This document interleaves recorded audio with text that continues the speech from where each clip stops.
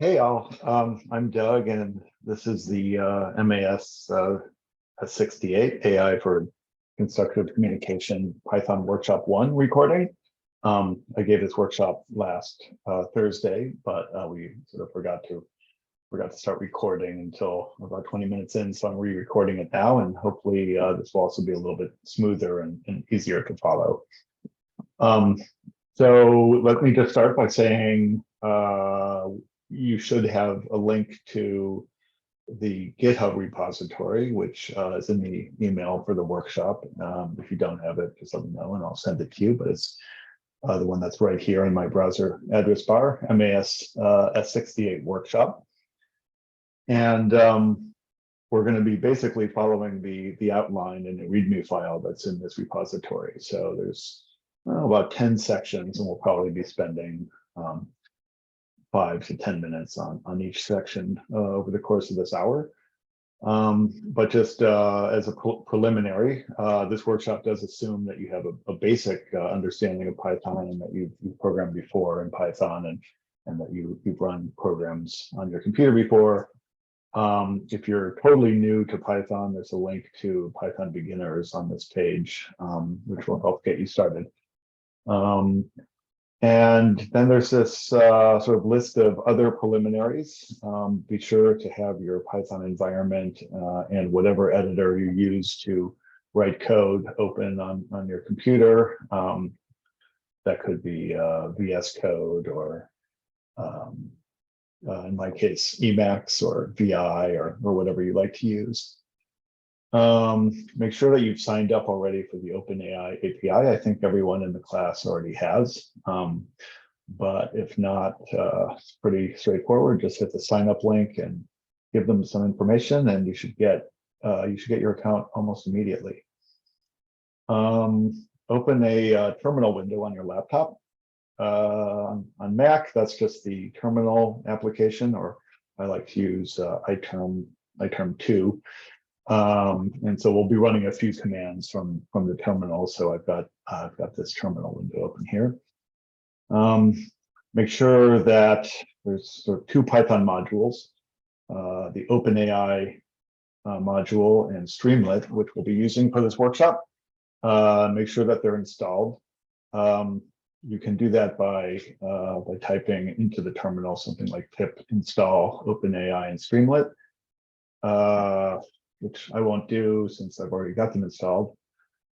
It's possible this command is called pip3 on your computer. Actually, there's no harm in running it again if you've already run it. It will just tell you that everything's already installed.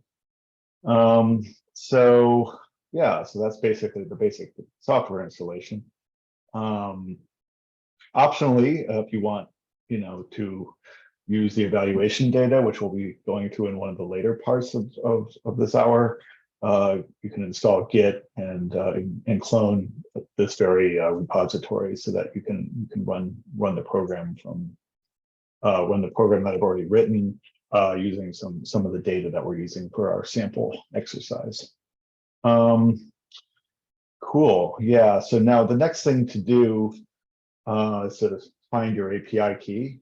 Now that's available from the OpenAI login. After you log in, you'll see a little thing in the upper right.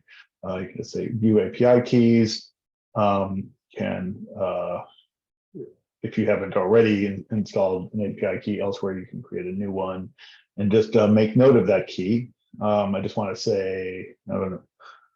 Oops, let me just go back here.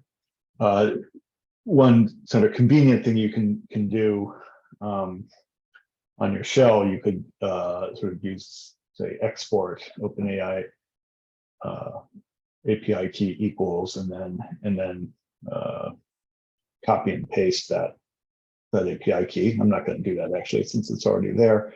Or you can put that same command in your shell startup file, which will vary from computer to computer, but you can, make it so that that environment variable is set each time you open a terminal window, which will be helpful. You don't need to do that though. You can just copy that API key into a document somewhere, and we'll be using it later when we run our Python code. Just never check your API key into a public repository or put it in code that's user visible, such as in JavaScript, because if someone got a hold of your API key, they could use it to make lots and lots of OpenAI queries and charge your account. So those are the preliminaries. I guess if you want, you can stop here and make sure that you're all set up. If not, I'm just going to proceed to part 2. So hopefully this isn't too confusing, because we'll be jumping between a few different windows, because I'm going to show what it looks like to make OpenAI queries on the playground, on the OpenAI playground, which you're probably already familiar with, and on Google Colab, and also locally from your own computer. And so there's kind of 3 different windows. And so when I did this on Thursday, it got a little bit confusing. Hopefully it will be less so this time around.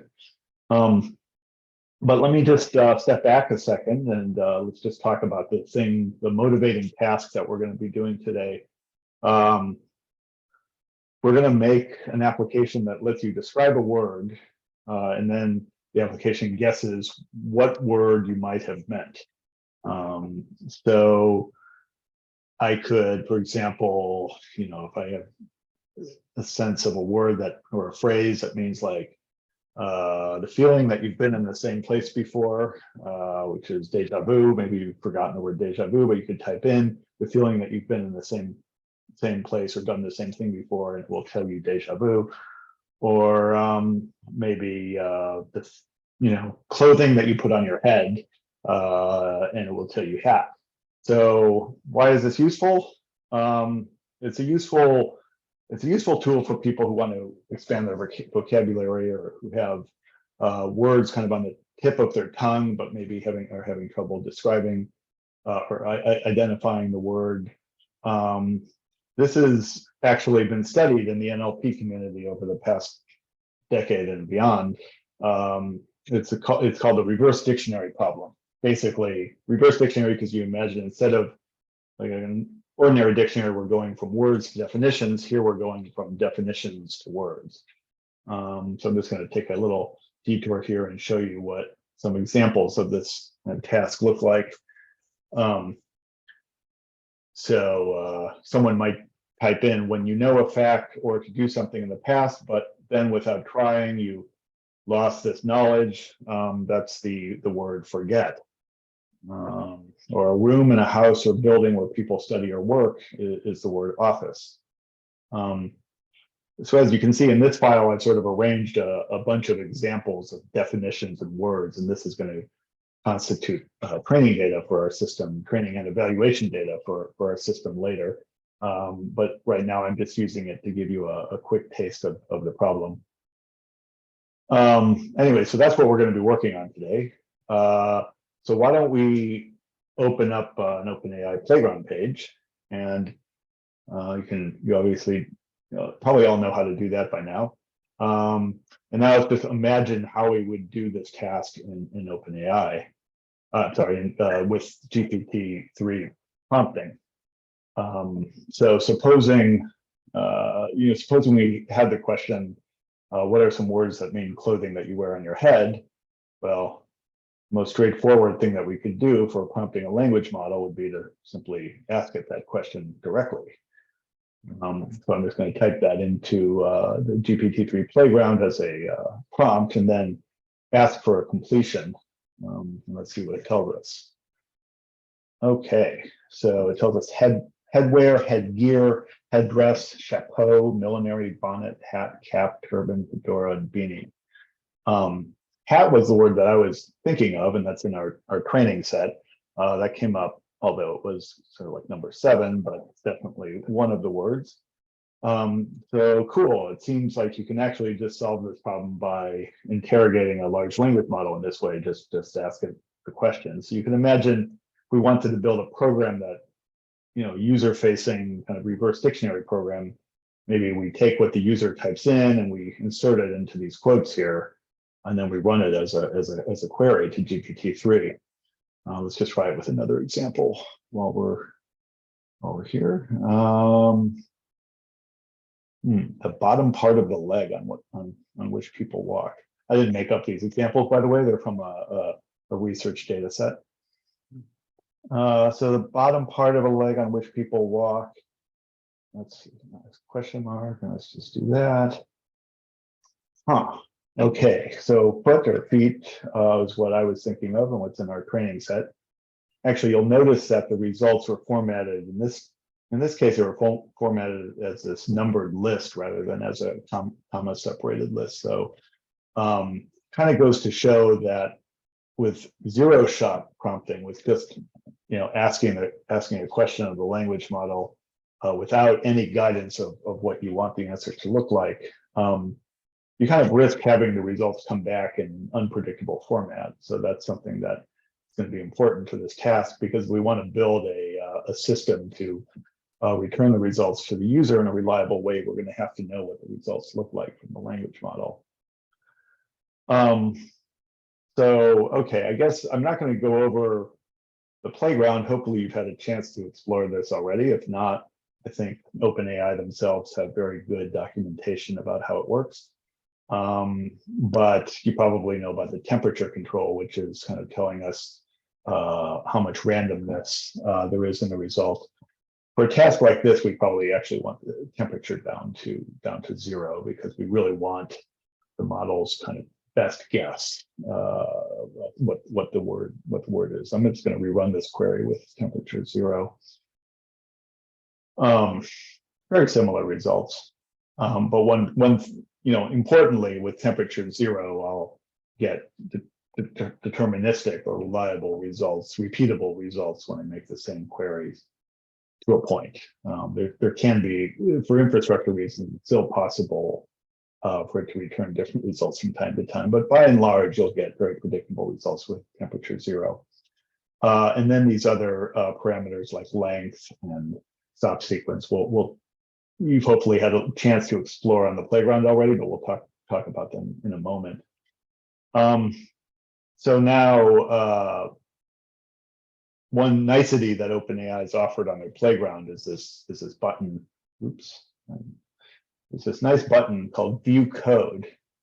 If I click this View Code button, I'm actually just going to click it without the completion. I'm just going to click it with my initial query in there, and it will pop up this really nice Python program. It's already written for me.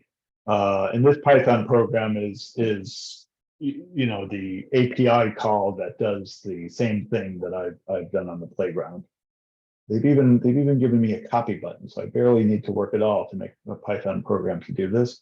I'm just going to copy that to my clipboard, and I encourage you to do the same.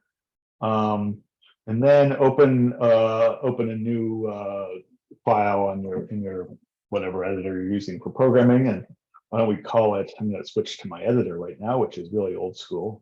Actually, I've already done this before, so but I'm going to start a new one.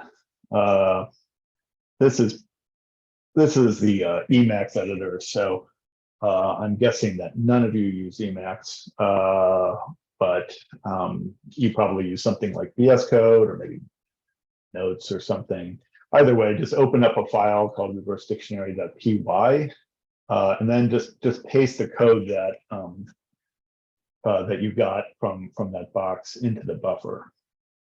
And so you can see the program calls, first of all, it imports OpenAI, which is the module that we installed earlier, and then it sets the API key based on the environment variable, which you may or may not have set earlier, OpenAI API key. If you didn't set that environment variable earlier, then you're going to need to hard code your own API key here. It won't be API underscore key. It will be some jumble of numbers and letters, but you'll need to do that if it's not set in the environment variable. But mine is, and so I'm going to save this file. And so one thing that this program leaves out is it doesn't, they don't print the response. So I'm just going to print the response there, and actually save the file again, and then I'm going to run the program. Let's see, where did I put it again? Okay, so I'll run it with Python 3 reverse dictionary.py. My logic isn't working. Hopefully this will print something out. Okay, good. What this is printing out is the API result for the query that was made here. So this is the API query, and this is the response document that's coming directly to my laptop.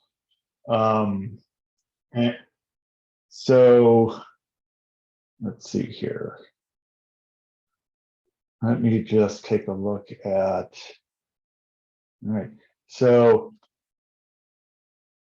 hopefully you were able to get something similar. Now you may not have gotten exactly the same results, but I'm just going to go over what these results mean.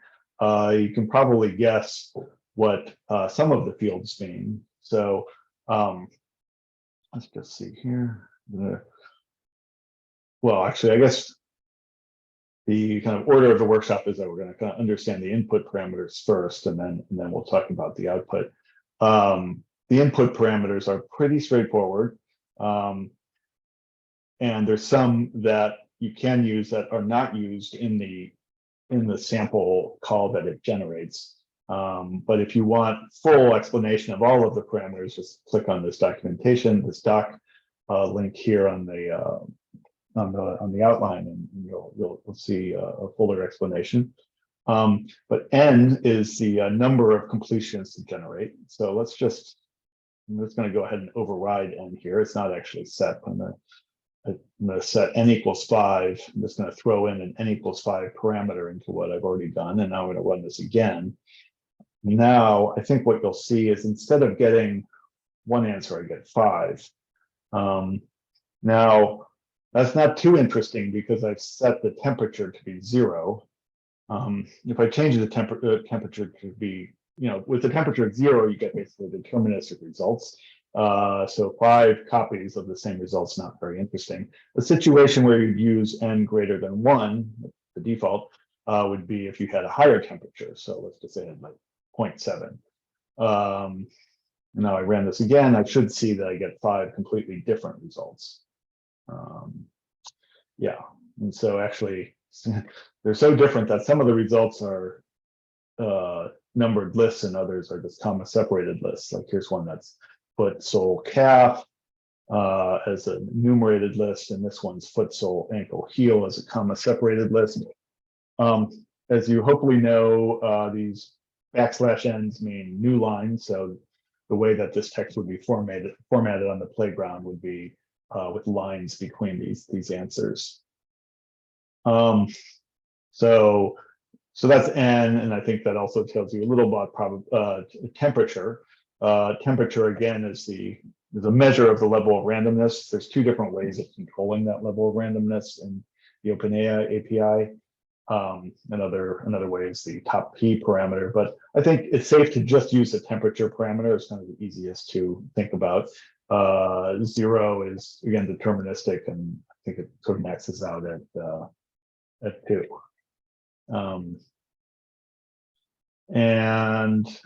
Yeah, there's generally if you want creative writing, or if you want interesting results from iteration to iteration, you might want greater than 0. But if you want factual results, something maybe closer to 0.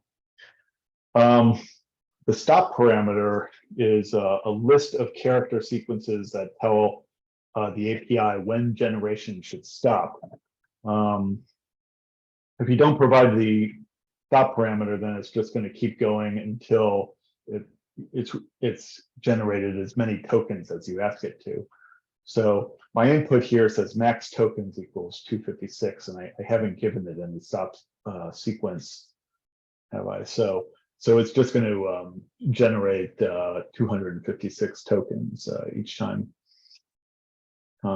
Is that true? Actually, now that I think about it, there might be a default stop sequence. Should actually check that before I give you guys bad information. So the stop sequence does default to null. So meaning, yeah, if you don't specify stop, then it will always generate 256 tokens. We'll talk about what a token is in just a moment, but informally, it's kind of like a piece of a word.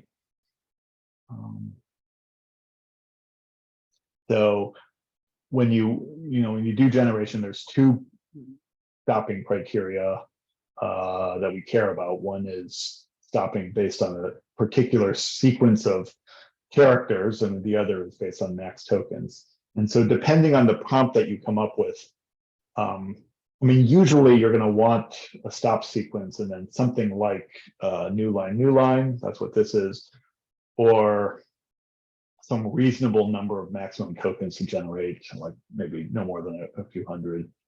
It really depends on the task. In our case, for this task, we want our answer, we expect our answer to be pretty short and usually like a list of things, and it's kind of reasonable to kind of cut it off at probably a few hundred tokens, like so. Okay, so that's n, stop, max tokens, and I think we also touched on temperature. I'll just briefly talk about this log probs field, because that actually can be useful for certain applications. First, let's go to the playground and see what log probs does if I turn it on in their playground. The log probs on the playground manifests as this show probabilities. Yeah, it's interesting. So they've the API and the playground kind of map one-to-one to each other, but the user interface kind of hides some of the details of the API. If I change the show probabilities to say most likely instead of off, I think what I should find, okay, yeah, what you'll find is that when you then mouse over any of these words, you'll get a probability distribution. And so I think this is like saying this is equivalent to setting log prop to 5 in the API. So for every word, I'm going to get back the top 5, the top 5 most probable tokens at the point for each token in the completion. So now, what does that mean, and why is it useful? Well, okay, I mean, the log probability assigned to each token is a way to gauge a level of surprise at a given point in the text. So if I set log prob to 5, I'll see what the top 5 most probable predictions are for each point in the text. And this can give you a kind of an informal measure of the uncertainty of the model at that point, or the number of options that were available that were considered reasonable to the model at that point, which could be important if you want to display more than one possible sort of path of text to the user. You can get the log probabilities for the prompt as well as for the completion if you specify the echo parameter, which I guess they haven't made available on the playground. But let's actually just do that on the API here. First of all, I'm going to say log probs equal 5, and I'm going to run that again. I'm actually going to go back to n equals 1 because we only really care about the top one, or sorry, we only care about running the generation once.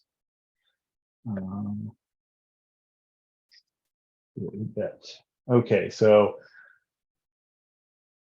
yeah, as you can see, there's a lot of output here, even though it's a pretty short sentence. When you specify log probs, you're going to get all of this information back, and it's actually not well documented, as far as I could tell in the OpenAI docs, what the fields mean, but you can sort of figure it out with a little spelunking. log probs is, well, this log probs JSON document will appear in every output. But if you have log probs set, if it's greater than 1, then it will be filled with stuff, including the log probabilities for each token that was selected, and then the log probabilities for the top 5 log probabilities at each location, and then the individual tokens corresponding to each location, and then an index for each token into the original text in terms of what word number it was. Okay, so if that's confusing, don't worry about it. You're probably not going to use, in all likelihood, your project won't need this, but if you do have questions about it, or if you want to, if your application needs this kind of like measure of uncertainty, feel free to explore that, or let me know if you have questions about it, as I have used this for other applications in the past.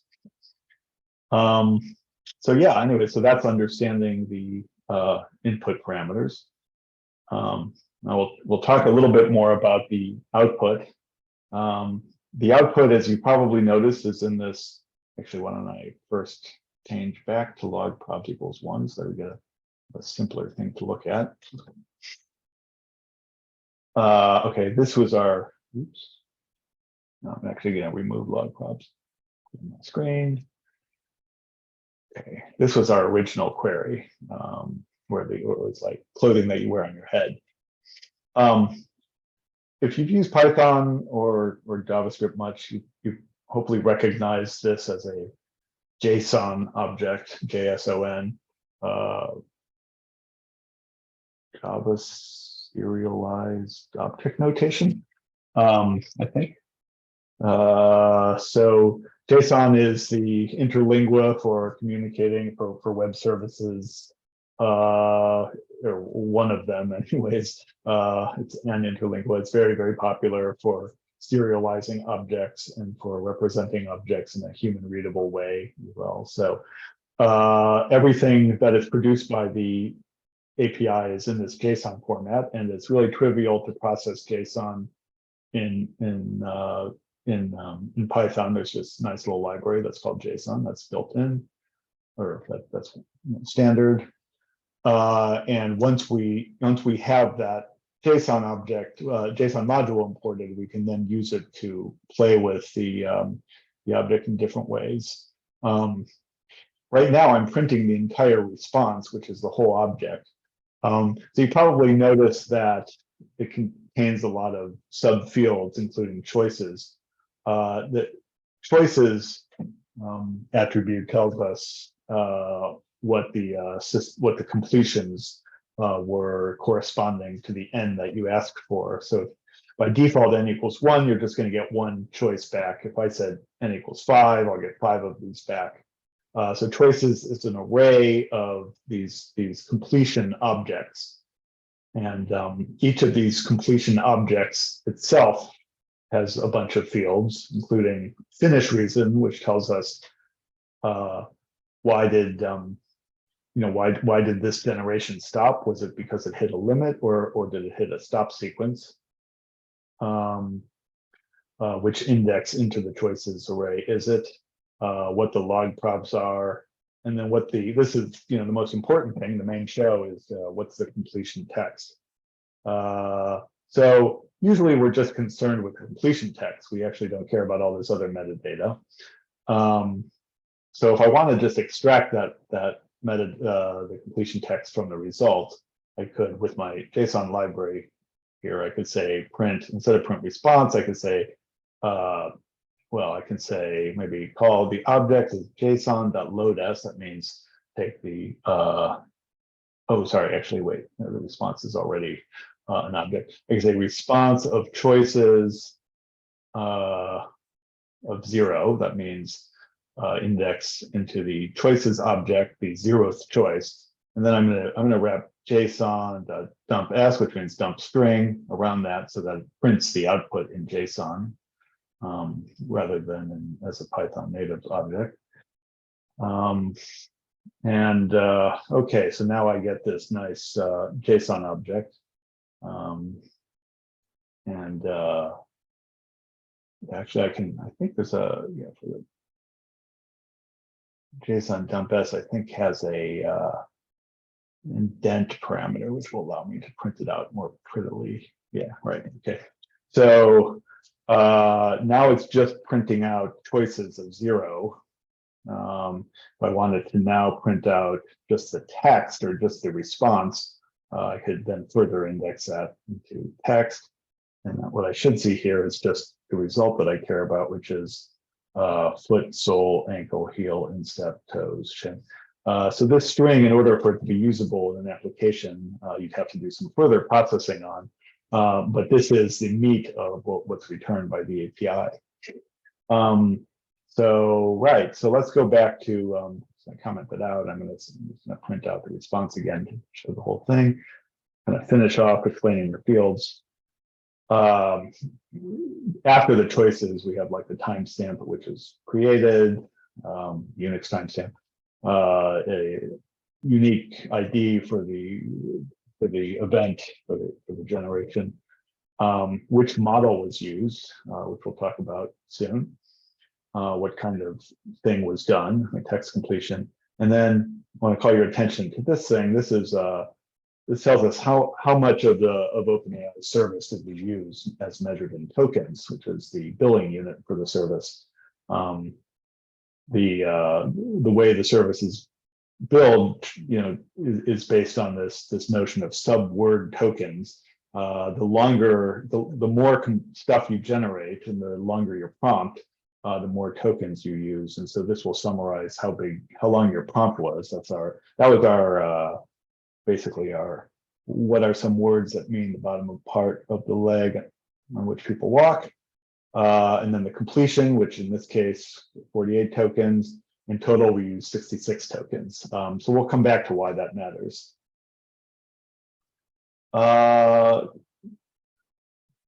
Great, so I think we're pretty much through this fourth section. There's a few, nuances, again, about log probs and such, and sort of a little discussion question there, which I encourage you to think about. We'll move on to number 5 now to talk about what models are available. So now you probably noticed in the playground that you have this models option. Gives you access to all these different OpenAI models, including some of the GPT models, and which are good at generating text, and then codex models, which are good at generating code. And there's 4 models: Ada, Babbage, Curie, and Da Vinci, which are progressively larger and more capable. If you mouse over the models here, you'll get a good explanation of what they each excel at. And one thing that's important to know is that as you go up from Ada to Da Vinci, it's like an order of magnitude more expensive and slower each time. So Da Vinci is the best model, but it's also the most expensive. And it's also the slowest in terms of the time it takes, the latency for the query. So you notice when I ran this program, it doesn't return immediately. It takes a couple of seconds.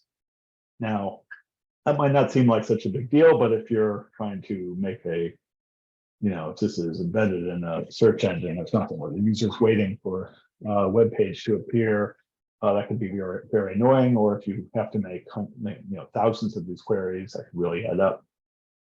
So it's kind of good to know what the kind of capabilities are, because you should, especially in prototyping, you're probably okay using a faster and cheaper model. I often use Curie for debugging. Let's just take a look quickly at the different. Okay, so some of the specs there. They differ in terms of the maximum number of tokens that they can accept in the prompt, and also how recent the data is.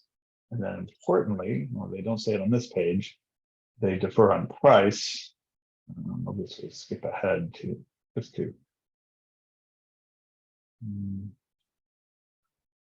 Here's what I meant by orders of magnitude. DaVinci is 2 cents per 1,000 tokens. So I probably did a few hundred just in the demonstrations in the last few minutes. So that was probably a penny or so of service. Well, Curie is 1/10 of that. So you can do quite a bit more with Curie, and Babbage is 1/4 of that still. Looks like maybe Ada is only slightly less than Babbage, but it's worth trying. By the way, and Ada, Babbage, and Curie are all small enough that there are open source equivalents that you can run on your own laptop without paying anyone.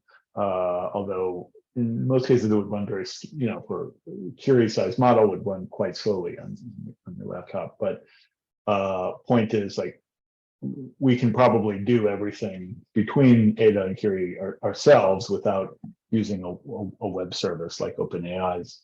But DaVinci, really, it's hard to beat. It's very hard to replicate the fluency and the quality of the responses you get from DaVinci locally. So, so models. Yeah, basically, as part of your evaluation, you should, when you evaluate your application, it's worth varying the model parameter to see how the performance is different, both qualitatively and quantitatively. Okay, so we'll switch now to number 6. We're going to go return to thinking about this reverse dictionary task, and let's actually just briefly go back to the playground. So one thing about the 0-shot prompt is, as I say, as we already noticed, you actually get the answers back in different formats depending on, I could change this query and suddenly get a comma-separated list instead of an enumerated list. So how would I deal with that kind of text programmatically if I can't easily predict the format? Well, one way to dramatically reduce the variability of the output format would be to engineer the prompt so that I give it examples of the kind of format that I'm looking for. And so what I'm going to do here,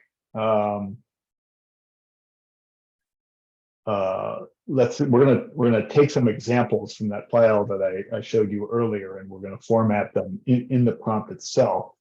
And we're going to have GPT-3 do a little bit of in-context learning to give us more predictable and hopefully higher accuracy results too. So let's just take like the top 3 of the data that's in this file called train.jsonl. So I'm going to first start with this query. I'm going to create a prompt which says, please tell me the words that mean the same thing as the given description. Okay, and now I'm going to say, okay, and so I'm going to put that, let's get rid of all this junk. Let's say, when you knew a fact or do something in the past, but then without trying, you lost the knowledge. Remember, I forget.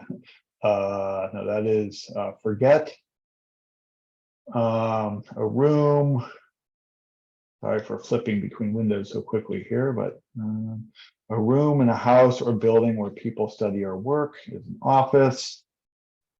Something that does not cost a lot of money is cheap. Okay, so now I've got some instructions and then some examples. And I'm going to complete the prompt by giving it a novel question or something let's just try it on the 4th one to see what it does. But now I'm going to imagine it doesn't. All right, now I'm going to make my stop sequences maybe return. So that basically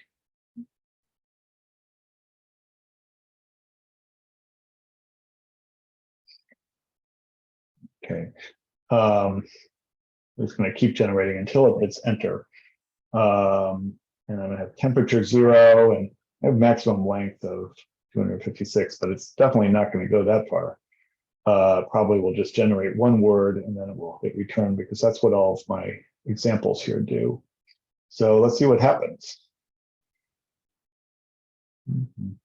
Obtain, to get or achieve something that you want. Obtain, oh wow, we got it right. Exactly right. I'm actually a little surprised by that, because there are many synonyms of obtain that I could have chosen. Okay, we'll actually build onto this prompt and say, okay, now let's see if it correctly gets put. Great. Okay, so this is an example of few-shot learning now. I've now given it a few examples in the prompt, and I'm asking it to complete another a novel example. And it will much more reliably, although no guarantees, but it will much more reliably produce things that are in the format that you give it. All of this stuff is kind of generally under what you might call, or what people have called, prompt engineering. All of these kind of tricks and techniques for coaxing a large language model to tell you what you want to hear. OpenAI has a tutorial on it. We've already discussed it a fair bit in class, and there's a lot of other tutorials online about what's worked, what people know to work, what people have tried, and what people works, but no one has any idea why. There's, it's really quite an amusing field right now.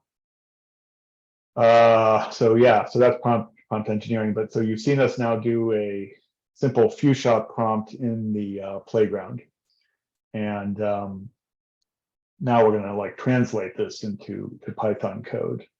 Or we're going to do that actually in probably in, let's do it right now actually.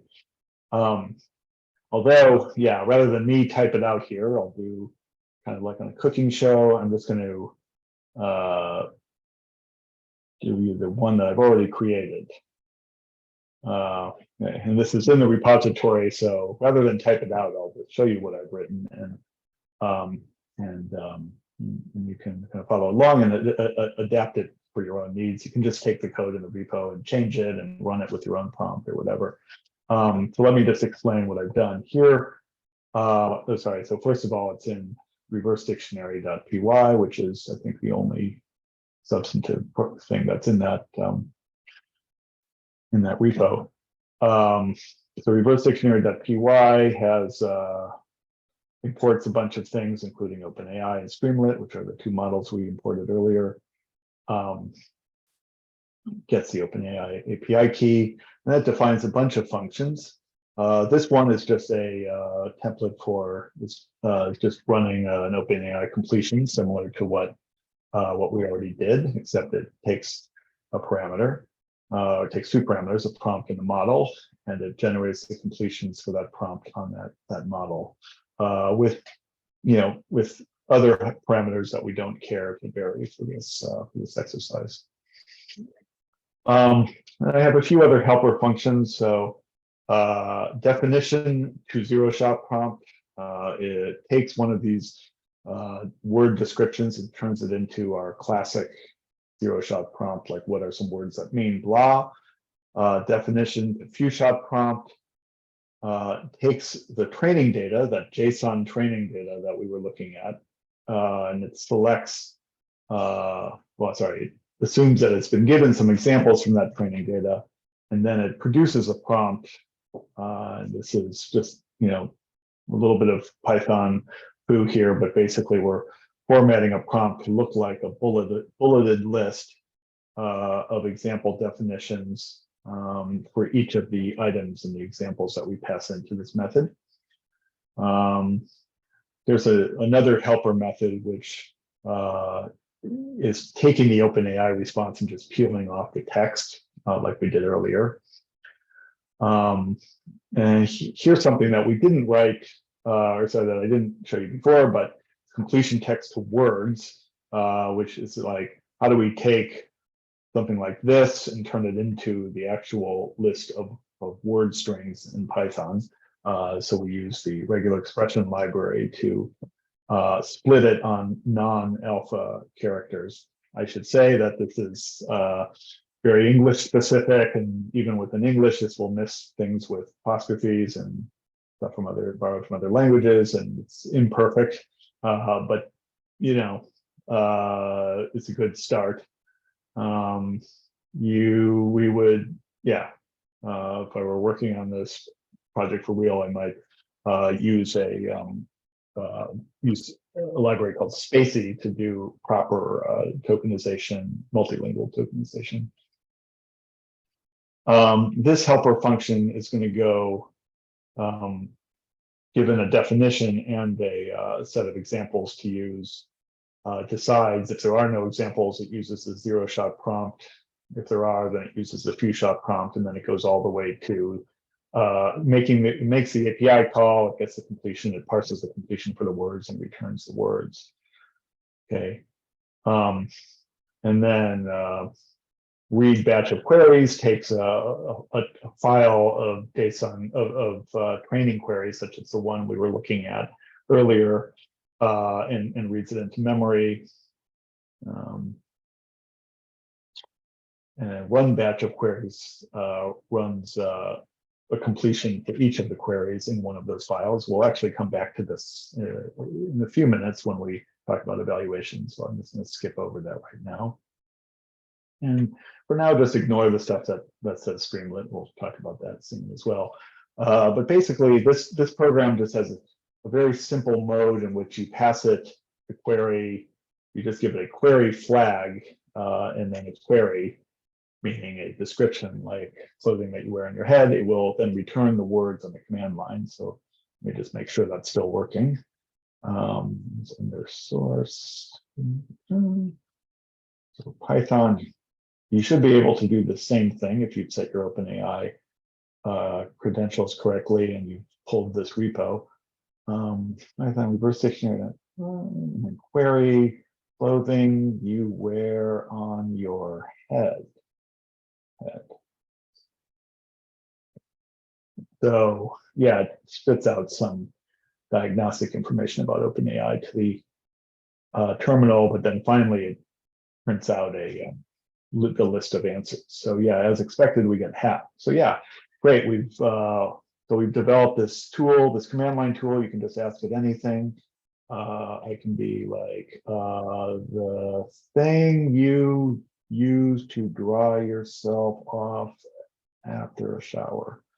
Anything you want, and you should get back the expected word, towel. Bath, that's odd. So cool. I'd like to take now for part 7. We've got a program working. I just want to take a quick diversion and talk about a few operational considerations. I think this will be useful because although OpenAI talks about all of these things, they're not really talking about it in one place. First of all, it's important to know you're constrained in a few different ways when you use the OpenAI API. Well, really when you use any model, whether it's one that you've built yourself or one that you use via an API, these transformers all have limits as far as the kind of number of tokens that you can input. I think I mentioned this earlier, but for DaVinci, it's about 4,000. For Curie, it's 2,000. So the meaning of token, a token is a sort of a sub-word unit that's learned, that is it's part of the model. It's learned over data. I guess it's not accurate to say it's part of the model. It's learned from some of training data similar to what the model is trained on. You could think of it as a piece of a word, or about 75% of an English word, although it will, this will vary from language to language. In English, typically 1.3 tokens per English word. And the limit that's described here applies to both the prompt and the completion, or sorry, applies to the sum of those two. So you can't get more than 4,096 tokens. Sorry, your prompt plus the amount you get back cannot exceed 4,096, or you will get a runtime error. The number that's actually used is in that usage field that is reported in the output. You can use this kind of 1.3 as a rule of thumb, and just, or maybe treat that as more like 1.5 or a little higher, and probably you'll be safe in the sense that you estimate if you have a large prompt and you multiply the number of words by 1.3 and it's less than 4,000, you're probably safe. If you want to be really accurate about it, OpenAI has some pointers to libraries such as the Transformers GPT-2 tokenizer, which will tell you the exact number that you can expect from your prompt. Generally, if you're developing an application which you're giving it long prompts, you should consider some kind of truncation strategy if the prompt exceeds this limit. Meaning, maybe in the case of the thing that I'm doing here, you can imagine like, well, if this amount of prompt went over the 4,096 limit, well, maybe I try it again with one fewer examples and so forth.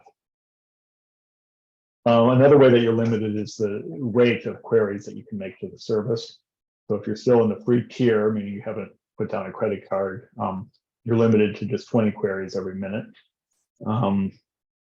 After you pay, or 48 hours after you pay, that goes up to 3,000, which is really enough to do a lot of very interesting things. Probably enough to do, really 20 per minute is probably enough to do a really good project for this class. But you might have some ideas for how you can use more.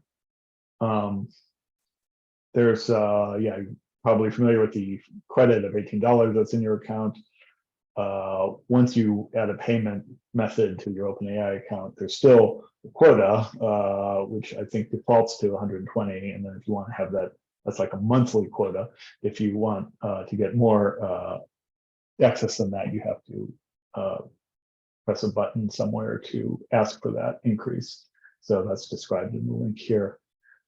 OpenAI has a status page, which will tell you all about how their service is functioning now and in the recent past.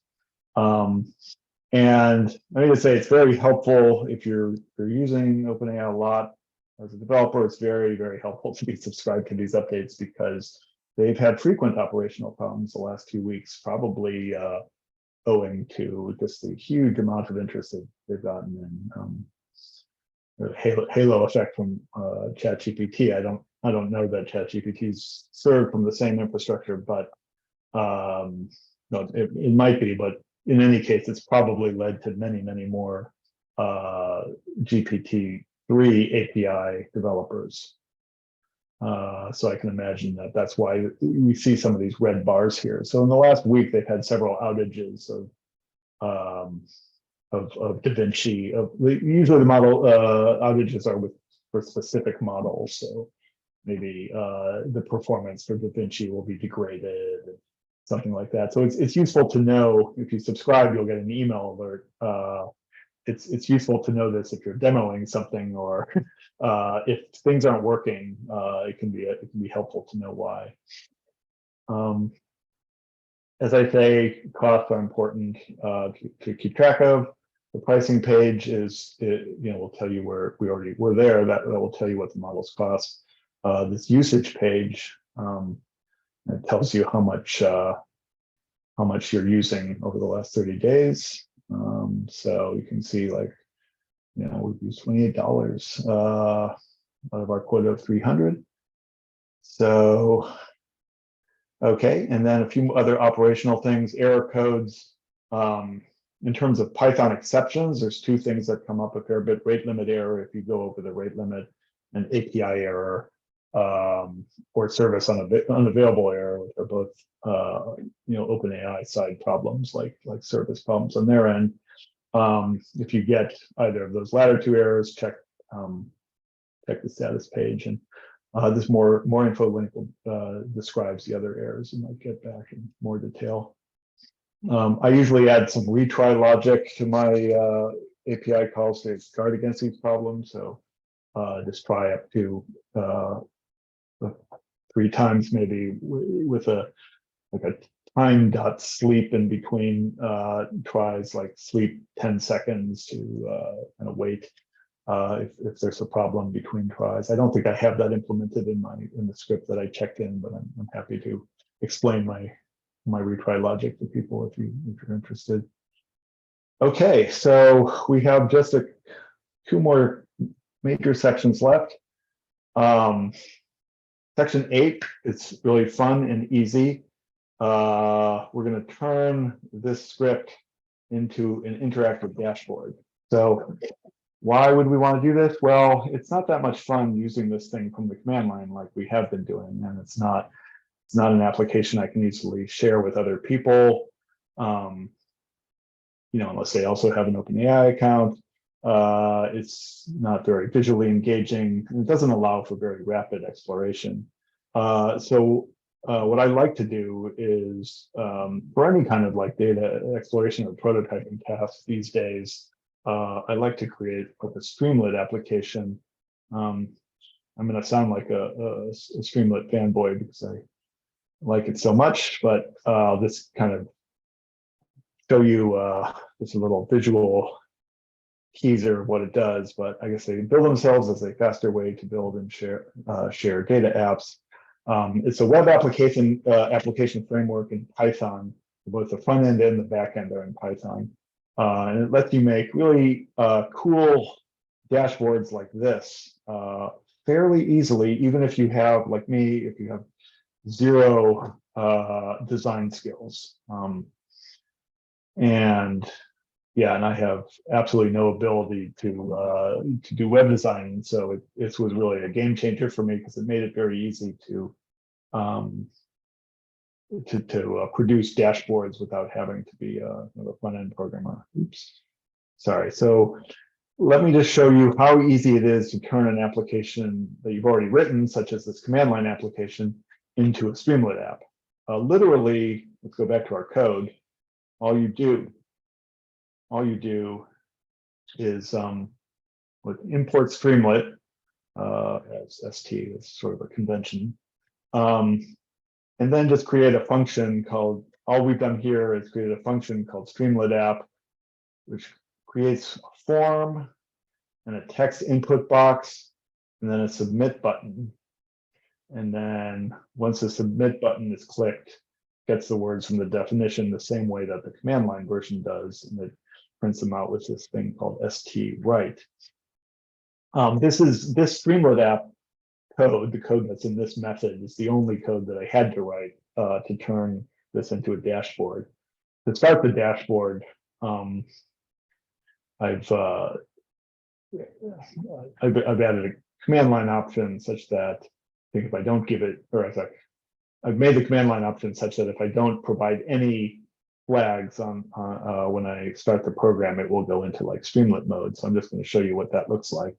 Streamlit run reverse dictionary, I think. So now, so this just to show you the terminal. Note that it's like you can now view your Streamlit app in your browser. It then pops open a browser window at that's accessible at these URLs. It opens, or sorry, serves off of these off of ports starting at 8500, I think.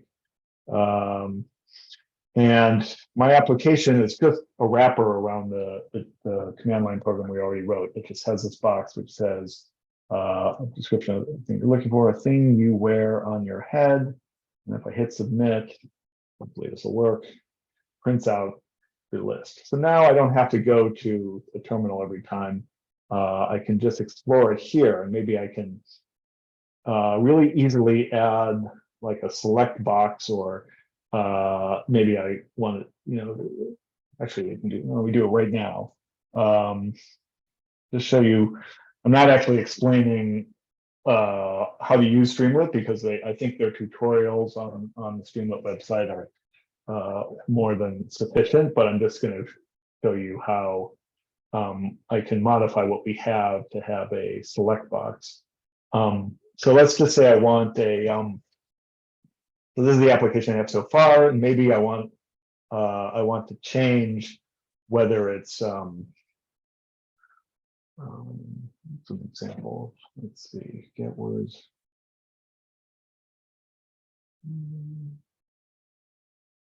I think, right, so I think this is actually, as I have it right now, it's using the 0-shot prompt, but I could change that to use a multi-shot prompt, or maybe what else could I do? Examples to use.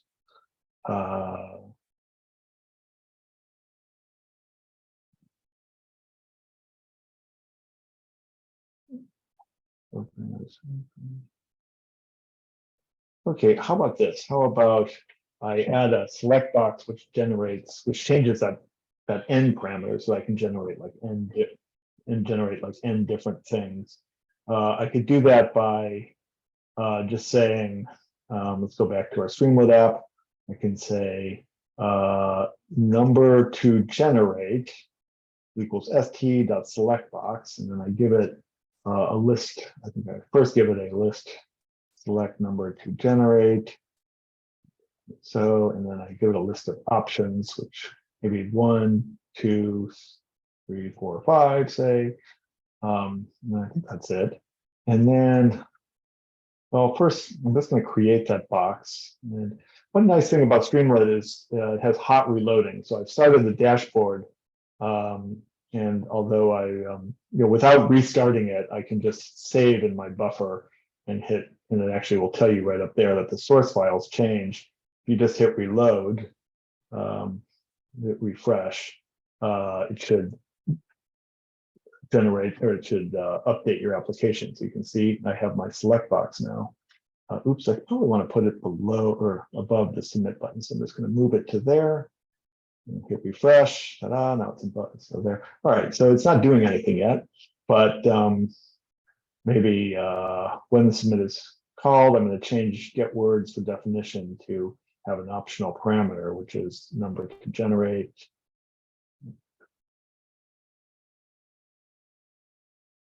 Equals number to generate.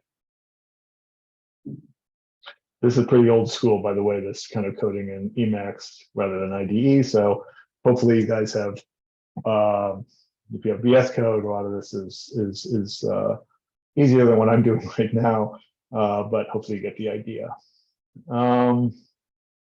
So I modified get words for definition, number to generate.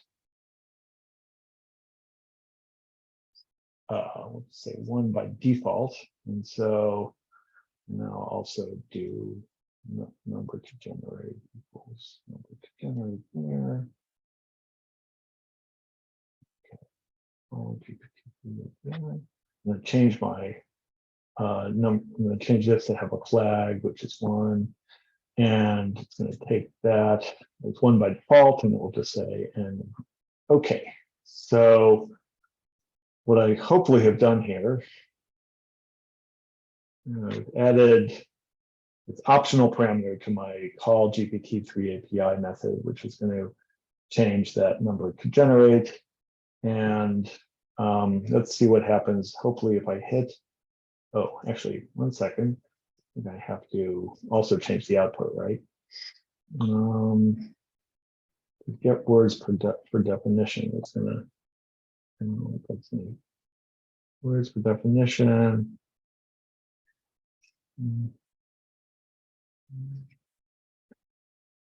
Remember, get words for definition calls response to completion text, and that then returns a number of words. Okay, so actually I have to do a fair bit more work just in order to get the code in shape so that I can generate n greater than 1. But shouldn't take too long here.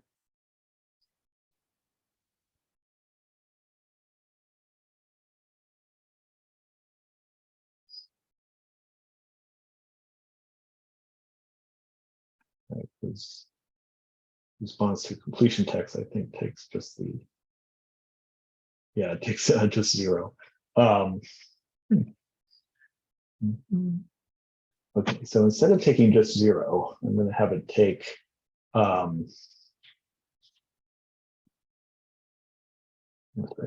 for choice in OpenAI response choices, iterate over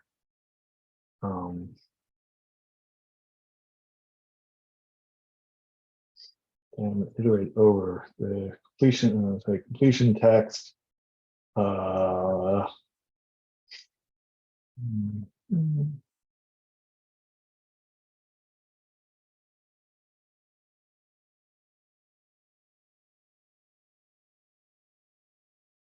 Let's say for each choice, take the text, and now I'm going to return the completion text. Okay, I'm just going to change the temperature to be greater than 0 so that we actually get multiple results. So I think what we should find is a thing that you wear on your head. Let's see. Okay, so that's just 1. If I generate 2, I should now see more. Yeah, great. Actually, you'll see repeats here because it's actually just appending each of the answers. So I've got, yeah, now I've got lots and lots of repeats. So what I could do now is, instead of if I only care about the unique ones, I could, take just the unique items in this list by using the set operator, etc. So anyways, this is just a simple example of how you could create a little dynamic dashboard to help you explore different ideas. You can see I'm kind of more or less building my own little OpenAI playground here, but kind of specialized for this task.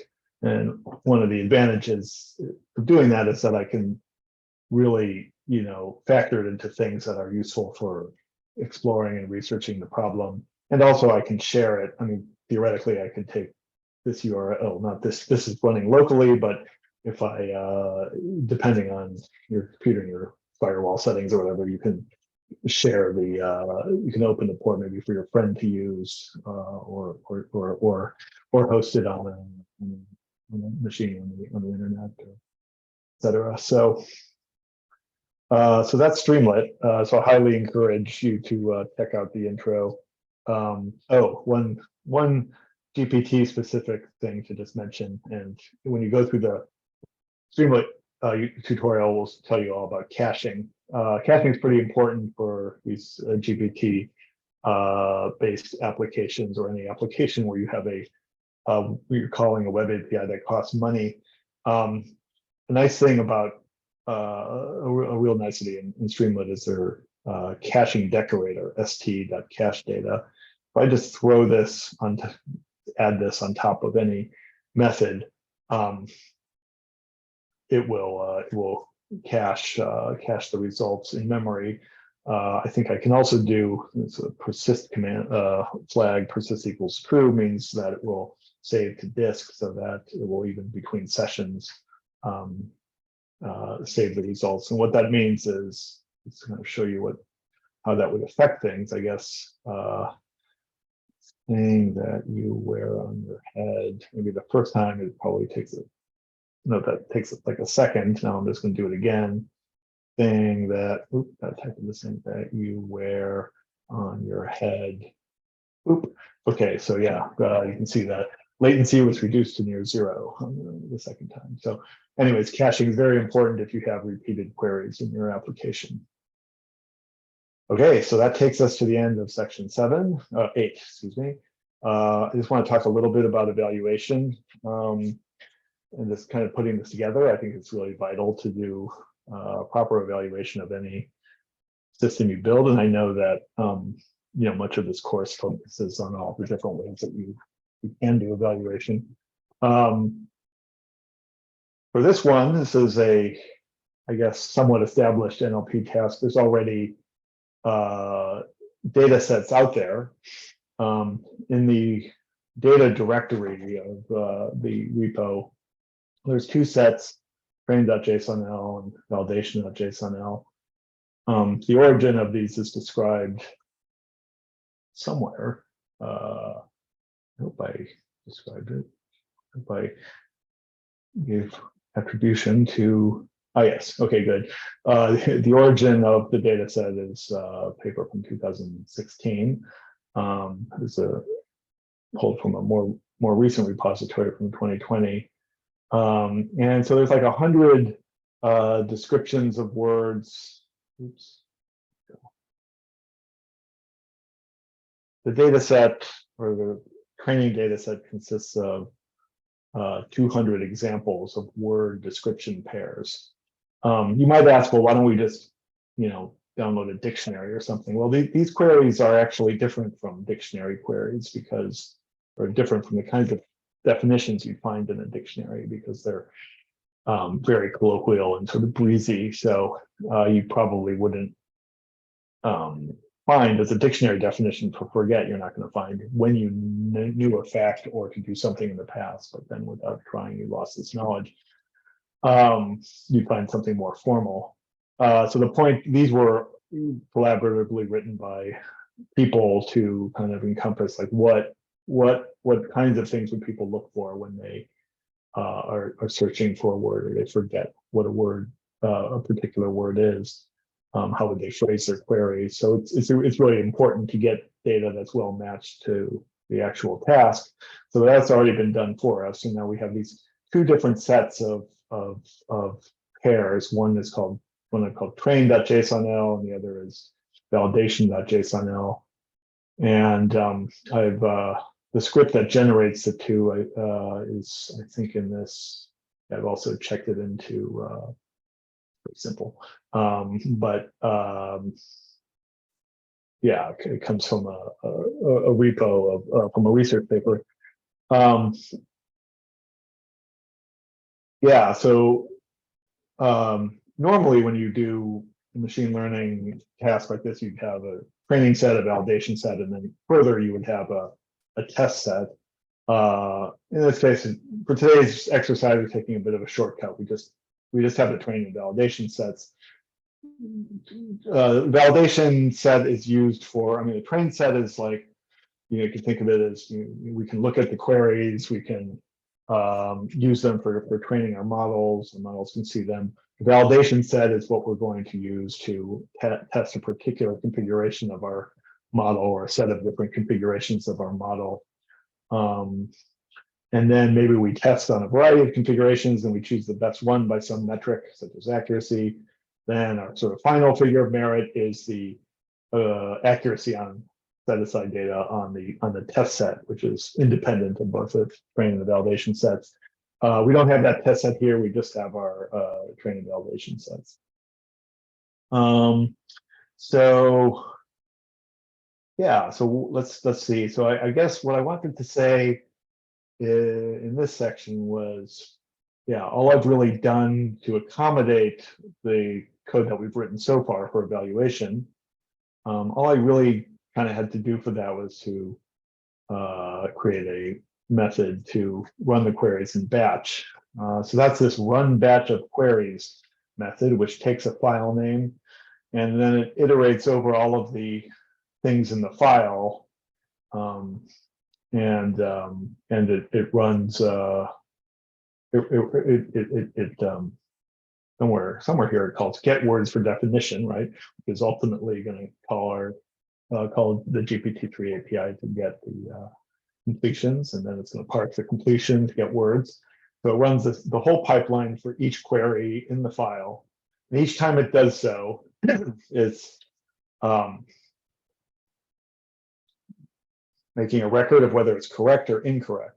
And correct here just means that the first word that GPT-3 gave us back is equal to the first word, or the only word in our training data, in our data,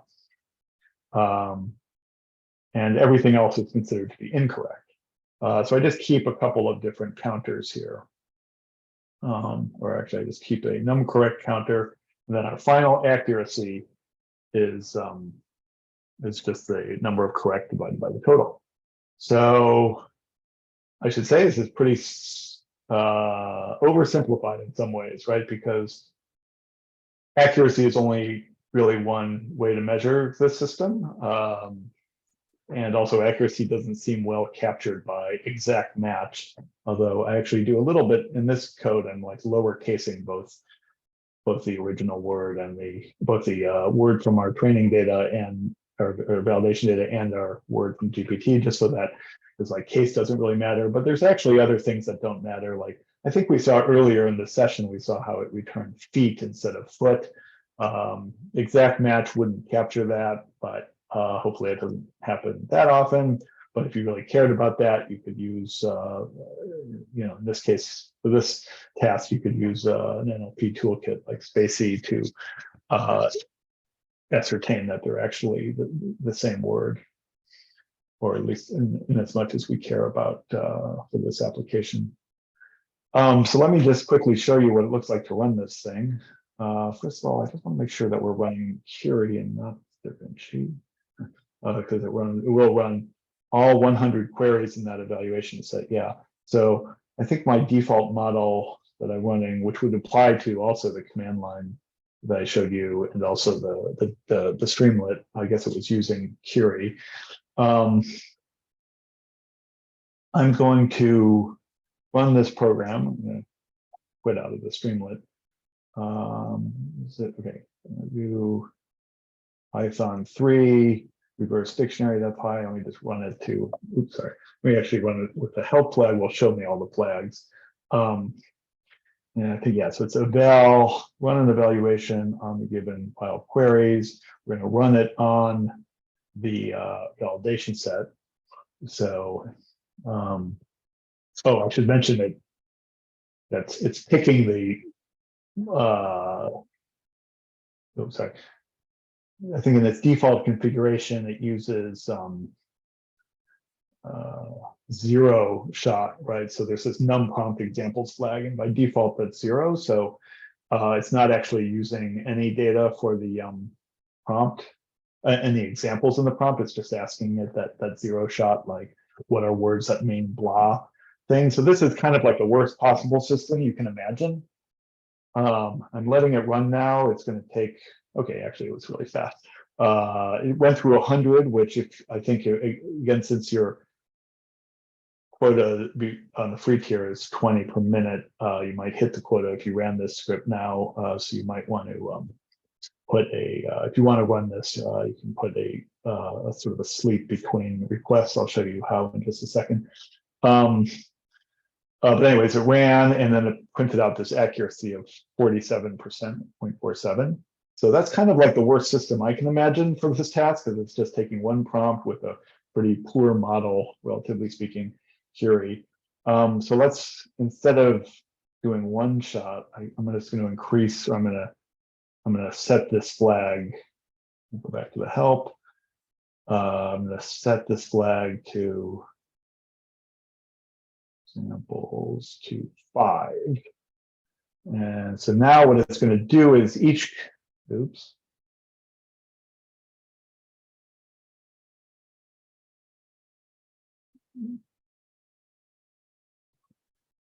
Oh, right. Num prompt examples 5. So now it's going to take 5 queries, 5 records from the training set and produce a few shot prompt using this get example queries for prompt thing. This is actually pretty inefficient. I think it get example queries. Hopefully it's just doing that once. Yeah, okay. So the way that this works is one batch of queries will, if that argument is greater than 0, then it gets some example queries. And I think it's literally just taking the first n or 5 things in this case from that train set.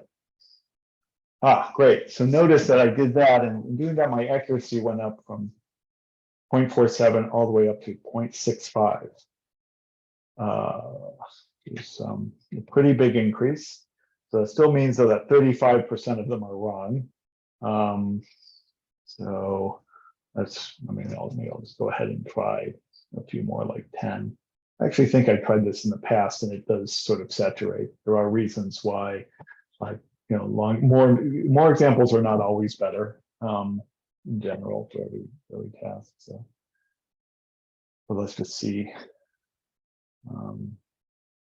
what we get. It's just going to run. Thankfully, Curie only takes like a quarter of a second or so each to run. Okay, great. We're up to 0.7 on Curie. So that's just Curie, which is a pretty bad model.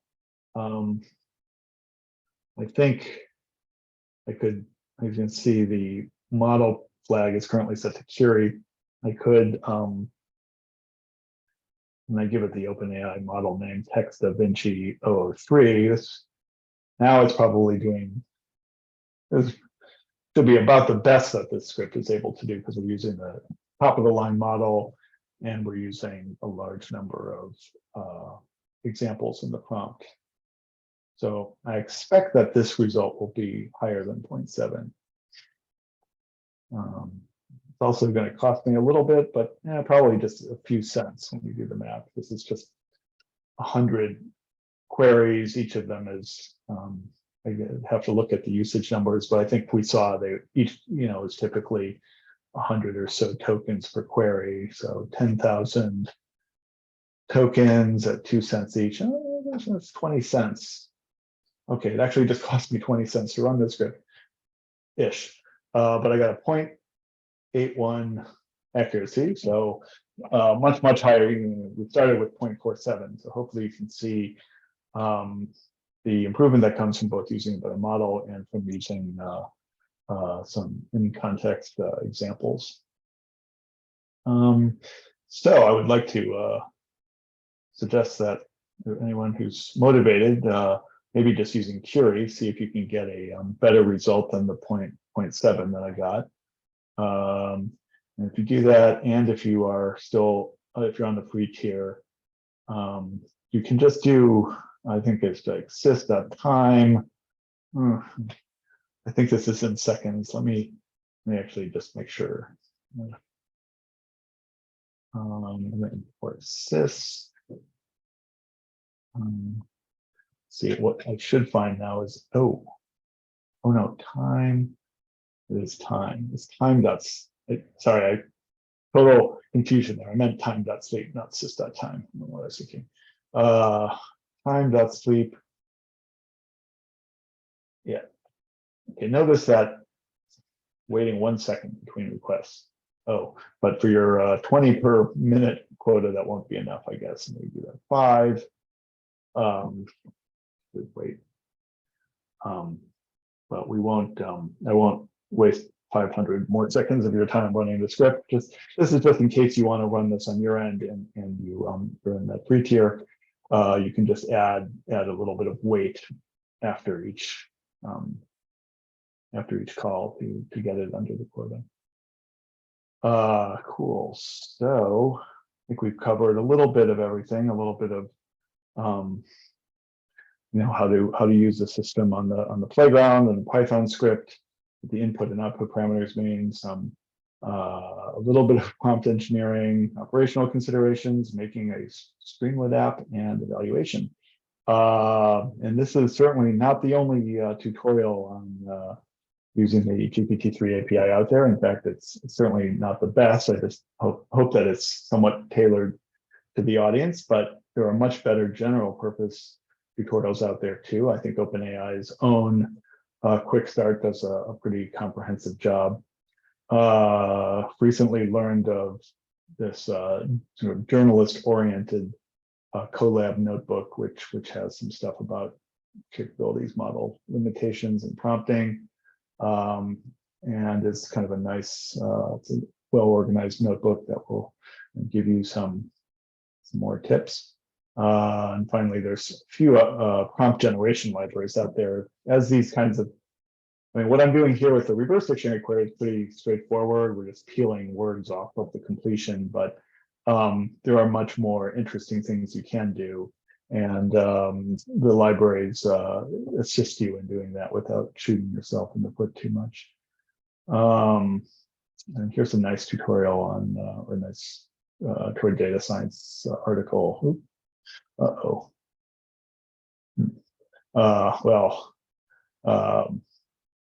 that was a nice toward data science article on parameters and prompt design, but I guess I'm over my limit on Medium or something right now. A lot of the stuff that we did today, you can do in Colab as well. I think the live session on Thursday, I was trying to do stuff in Colab, but I think that was a little bit confusing. I guess with Colab, let me just kind of quickly show an example of that. Oh, no, that's what I was just looking at. This one. Sorry, for those who don't know, Google Colab is Google's kind of shared notebook system that also gives you access to Google resources and a limited amount of GPU time. And so it's kind of useful for exploring some stuff in a way that's shareable. You can actually just take the same query that we made earlier, the same OpenAPI completion query, and paste it into Colab, and it'll work just fine. You do have to install the OpenAI package in pip with one of these exclamation point type commands, and then also give it your API key on the in one of the cells.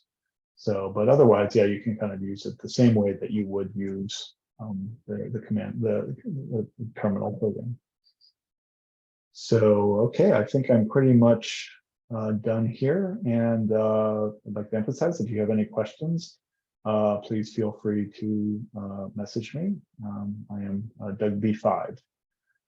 Okay, take care, everyone. Bye-bye.